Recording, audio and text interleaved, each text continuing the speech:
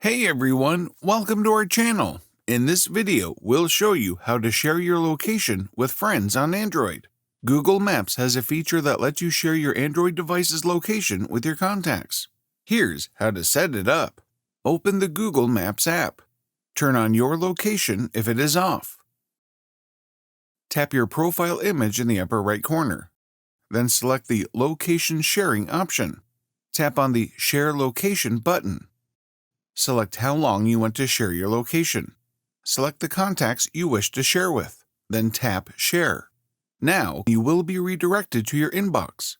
To send the location, tap the Send button. Your location is on the way to your friend's device. What other tips do you want to know? Let us know in the comments below. Thanks for watching. If you like this video, don't forget to give it a thumbs up and subscribe to our channel. And make sure to press the bell button to be the first to know about our new videos.